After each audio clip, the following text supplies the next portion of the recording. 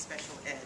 We will continue with our presentations. We have Ms. Darcy Chen, who will be speaking on the bilingual method, literacy skills for deaf learners.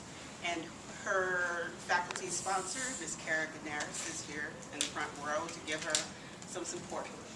So take it away, Darcy. Okay, great. All right, hello. Thank you everyone for coming. My name is Darcy Chin. I am a senior here at Western Oregon University. I will be graduating in 2 weeks. Woo! With a Bachelor of Arts degree in American Sign Language Studies with a minor in linguistics. In addition to my degree, I will be receiving the TEFL Teaching English as a Foreign Language Certificate.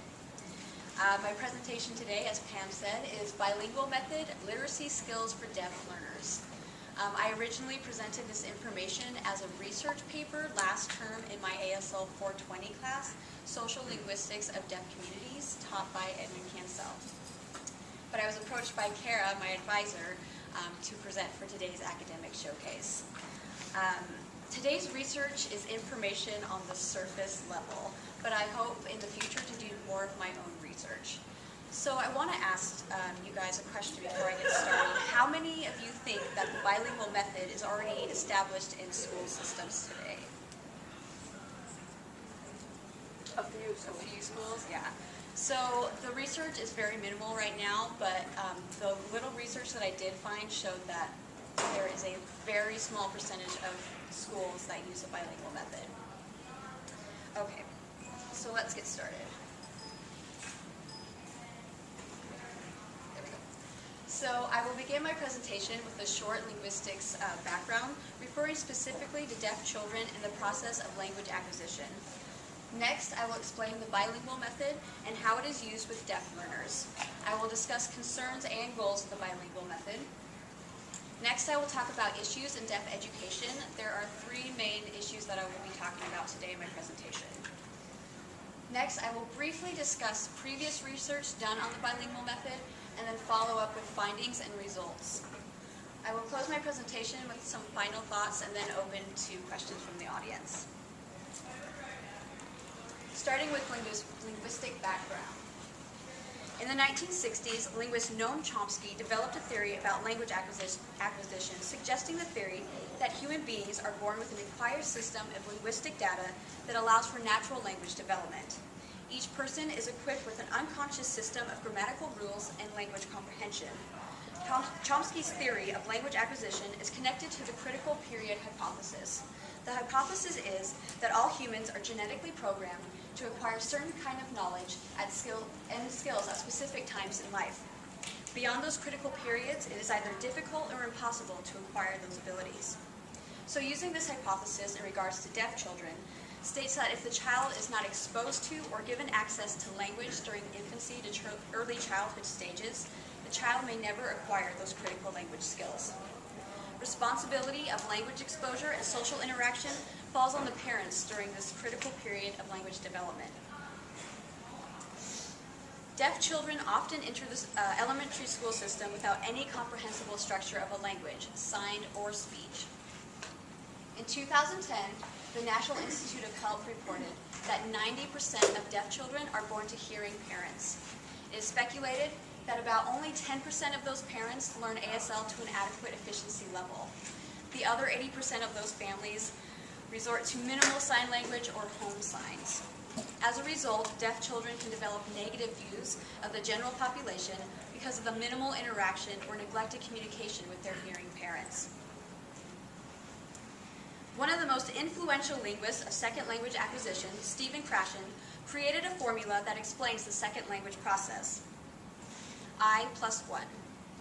I representing the learner's current level of acquisition and 1 representing the level of unknown context.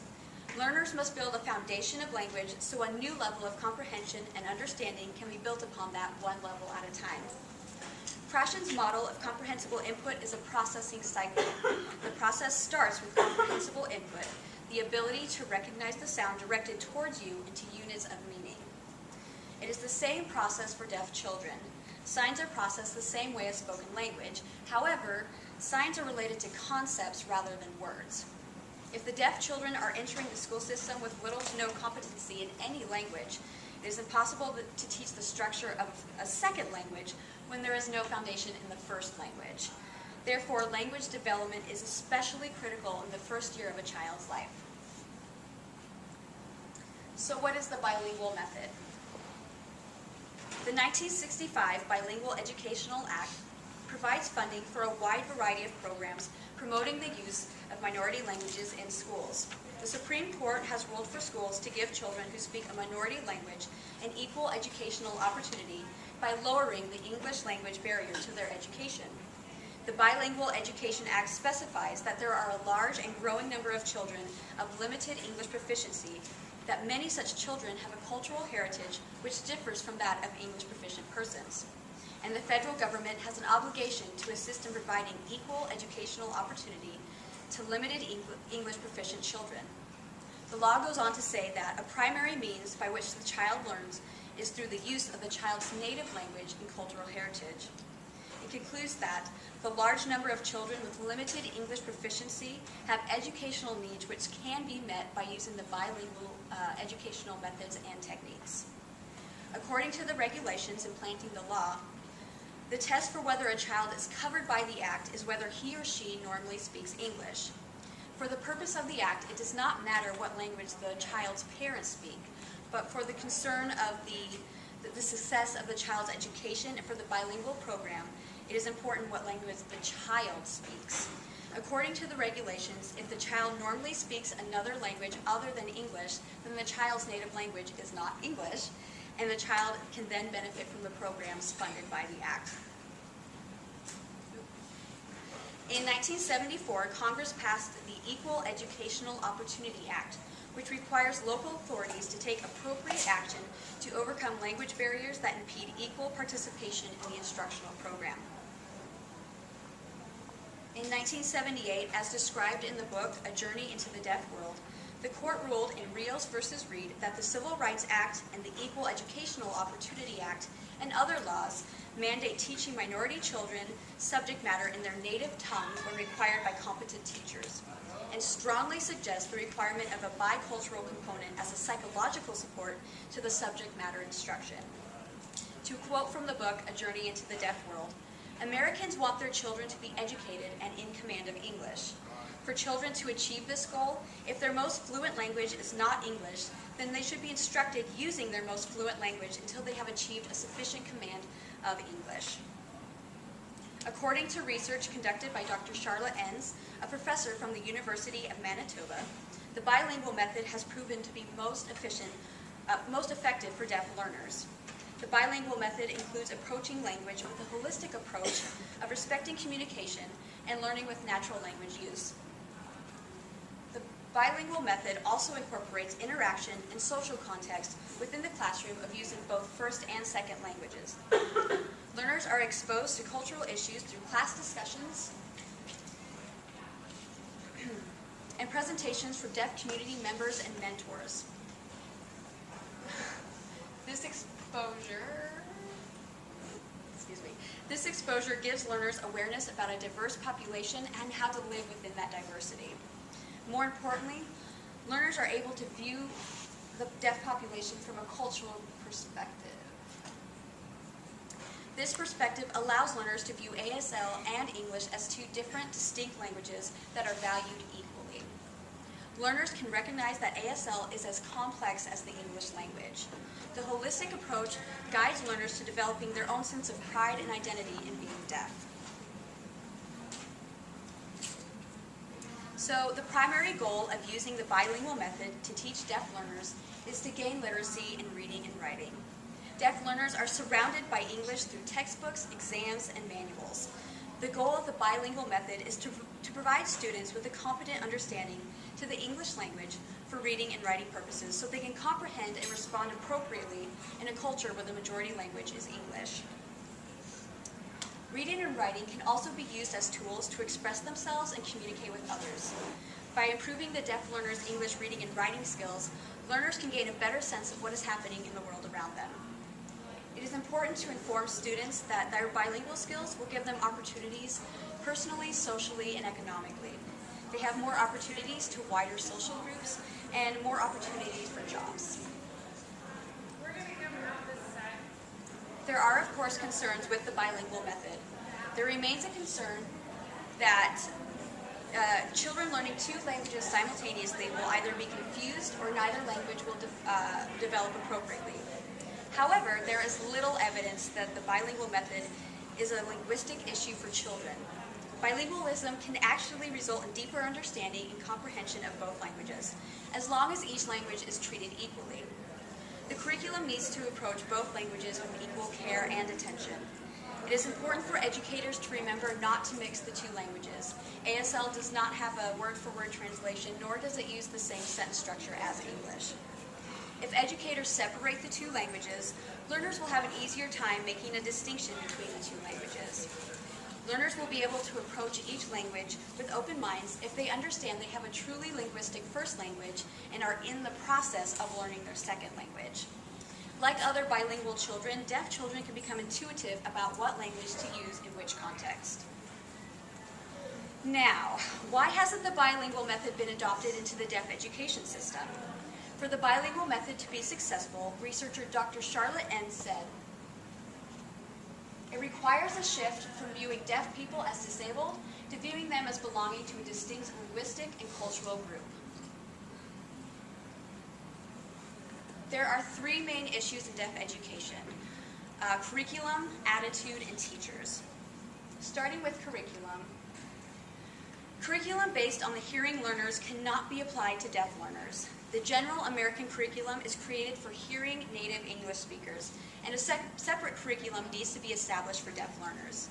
It is important to realize that comprehensible input does not occur through practicing and memorizing drill exercises. Researchers Lightbound and Spada said, knowing more about the development of the learner's language helps teachers to access teaching procedures in the light of what they can reasonably expect to accomplish in the classroom.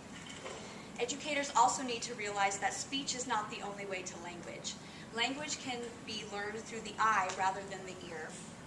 Visual learning is the approach that must be taken when teaching deaf learners. Using prints, signs, and pictures can assist in conceptual translation rather than literal translation. In-class activities that are meaningful will benefit the learner when focusing on literacy skills. Pre-reading exercises will give context clues that help learners understand the text without struggling to find important information. Using the learner's schema or prior knowledge will also assist with reading.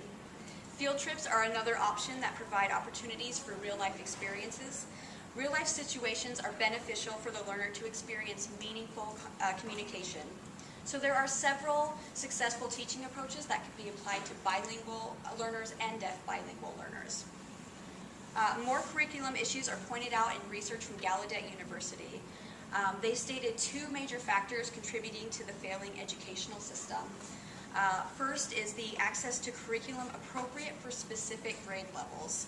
The structure of the curriculum is based on spoken spelling, sentence patterns, grammar rules, and drilling exercises that do not apply to American Sign Language. Educators continue to fail to recognize that the child is still deaf despite all oral and audiolingual exposure. The educational approach for more than 100 years has been focused on speech. Typically, when a deaf child enters the school system, the focus is based on developing the child's English skills through speech therapy, auditory training, lip reading exercises, and English-based signs such as Pidgin Sign English, or PSE. So pidgins are not considered real languages. A pidgin language is a combination of two languages for easy access to a population to communicate with each other when there is not a common language. So in this case, the hearing and deaf populations. The majority language dominates the contribution to the development of a pidgin language. So referring to the hearing and deaf population, English is the majority language, so it contributes, it dominates in PSE. So the technique of using PSE is a misrepresentation of both English and ASL.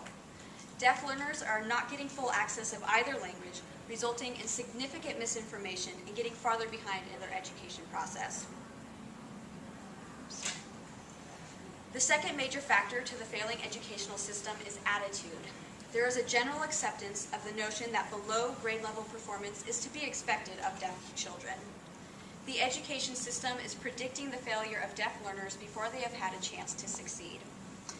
If students fail, it is assumed it is inadequacies in children or the difficulty of teaching English. It is seldom suggested that the problem is a result of failure to communicate between teacher and students. The third issue is teachers. Most teachers of the deaf are hearing, not qualified, and or have no experience working with the deaf. Historically, deaf students have been oppressed by the education system for their language and culture. The educational focus has been on what deaf students lack instead of building on their abilities.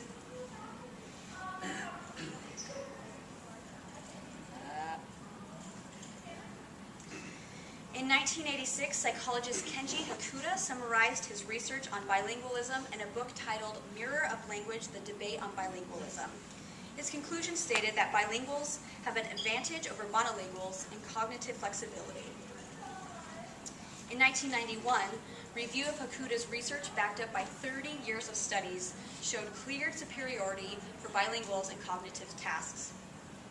In 1996, Wallace Lambert, a Canadian expert on bilingualism, performed similar research and came up with the conclusion that bilinguals are more sensitive to semantic relations among words than monolinguals, meaning they are better at analyzing sentence structure and discovering rules, and they are more able to reorganize perceptual situations and more creative in solving problems.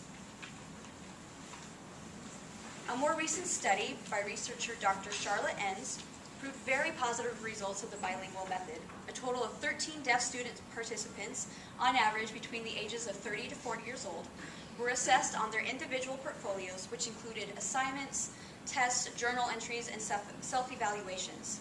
The 2-year program was originally established for hearing students of at least 19 years of age and had been out of high school for more than 1 year. However, deaf students were allowed to participate in the program.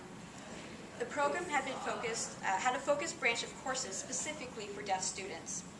Students were given a survey at the beginning of the 2-year course, and the survey gauged students' attitudes and feelings towards reading and writing and their personal skill levels. Students then completed a spelling test and a 20-minute writing exercise.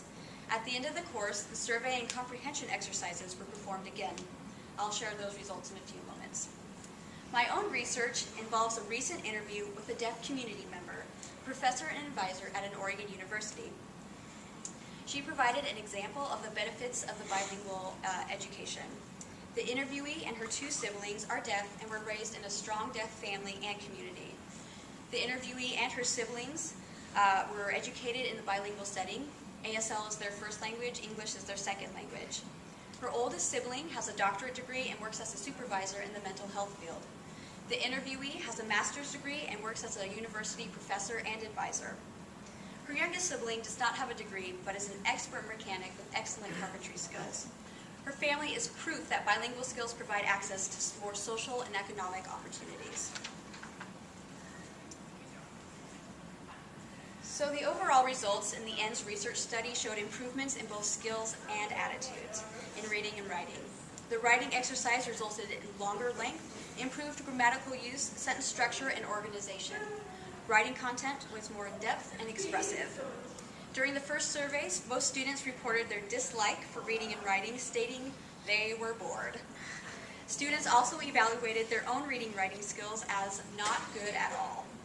The end results showed that students had positive attitudes about themselves as readers and writers. Students reported feeling happy and proud about the skills that they had used for future goals. It is important to emphasize the techniques used in this case study. First, the focus of the class was on process, not product. Students were encouraged to discover their own voices as readers and writers. The focus was placed on the process of expressing oneself instead of the use of proper grammar. Classroom material was diverse and related to students' interest. Students were allowed to choose the course material to guide the lesson. Intrinsic motivation is essential for engaging students in learning. Second, the teacher was enthusiastic about the course material. The teacher's fluency level made students feel at ease to use their first language without any restrictions. It is the teacher's responsibility to provide a safe, comforting environment to encourage optimal learning. If the student feels safe, they are more willing to take risks and express themselves freely. Also, the teacher focused on I+1. Third, the coursework was flexible to meet individual learning needs and abilities. Material was authentic and meaningful. ASL was used in all subjects for instructions, clarifications, and discussions. So the bilingual method has proved to be successful in deaf academic settings. Students' proficiency levels greatly improved, and more importantly, students were empowered by their language skills. Empowerment gave students the confidence to actively engage in planning their future. Students were motivated to continue their education, and students became more involved in the deaf community. And they were also recognized as valued members of society. The understanding and compassion for other people was instilled in them because of the cultural awareness aspect of the class. It is possible for all deaf students to become empowered and gain confidence in themselves. Empowerment builds a foundation for a successful future. Educators need to give deaf students an opportunity to learn to their fullest potential by providing a bilingual approach that matches their needs. Benefits of a bilingual method are fluency and accuracy in 2 languages, but also it's the confidence, self-esteem, and hopes for a bright future. In the future, I would like to provide my own classroom research and interviews from other teachers of both hearing and deaf students. My hopes are to educate and support hearing families with deaf students or deaf children, and to provide the best educational opportunity that deaf children deserve. I also hope that I will inspire others to learn, work, and grow outside their cultural norms so that they can bridge communication gaps. So I'd like to leave you with this final thought by Dr. Charlotte Enns. Disability is often in the eye of the beholder. The greatest obstacle for deaf people is not their deafness, but that others with normal hearing understand very little about being deaf and are unable to communicate with them. Thank you. Now I will open up to questions.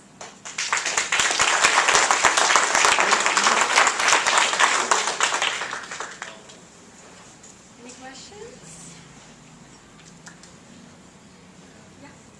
So is Pidgin still dominant in bilingual classrooms today in grade schools and middle schools? Or is the bilingual model trying to be integrated into that?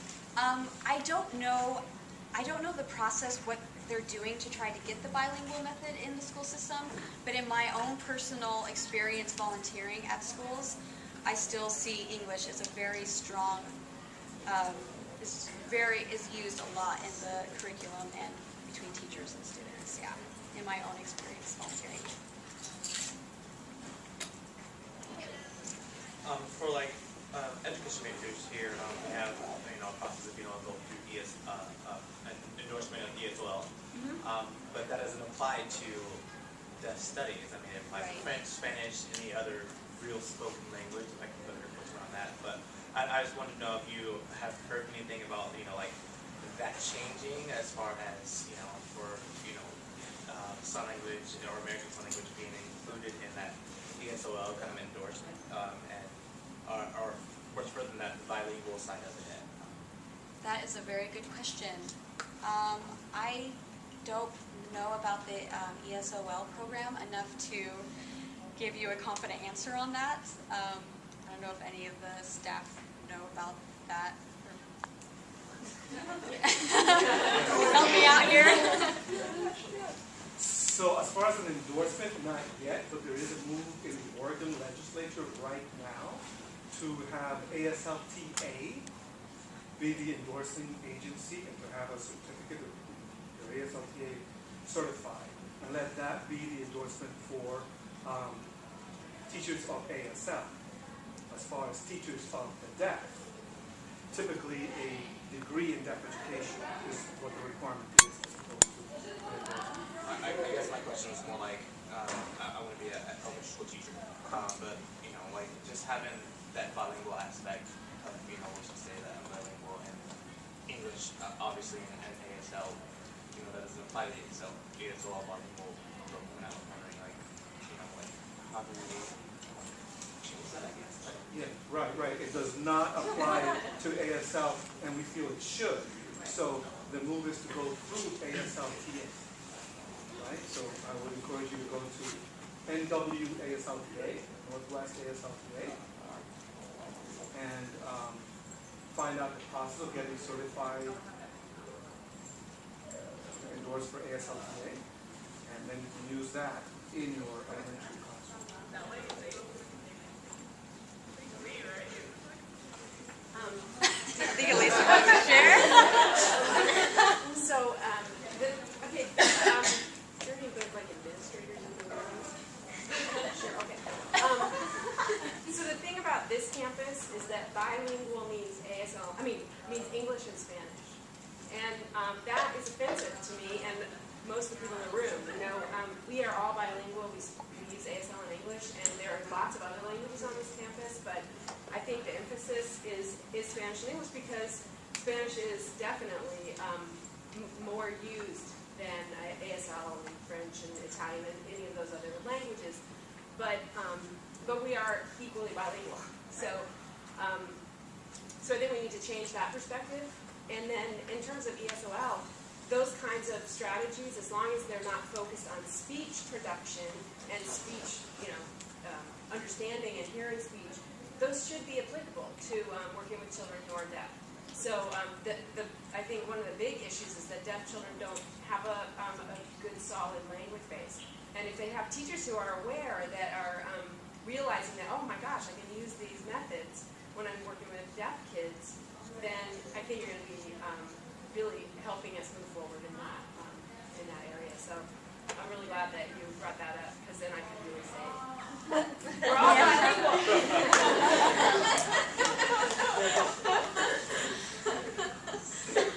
I would just add one more thought to what Elisa was saying, is that in teacher education, you might want to talk with Maria Donaldson or Mark Gerard. Cheryl, could you speak Find up out for what the me? process is to. Can you speak up a little? Oh, I'm sorry. Sorry, I can't hear you sound well. loud myself. Sorry. They yelling over the music outside. Talk to Mark Gerard or Maria Donaldson about how you might be able to get that added. I think that one of the issues might be tests that are related to that kind of endorsements that don't exist right now. And so I think that might be part of the issue, but I'm not quite remembering. Do you remember? I think that is part of it. There's definitely a move to have ASL become an endorsement, but it's for teaching ASL. It's not so much for working with deaf. Yeah, but in the teacher aid program, they have other languages that are approved as part of the program. I think- ASL is a part of it. Yeah. I think there's some collaboration starting though, Yeah, yeah. so keep pushing it. Yeah. Any more questions? Thank you for that question. This is exactly why I wanted to do this presentation, to start a discussion. So you proved that my presentation worked.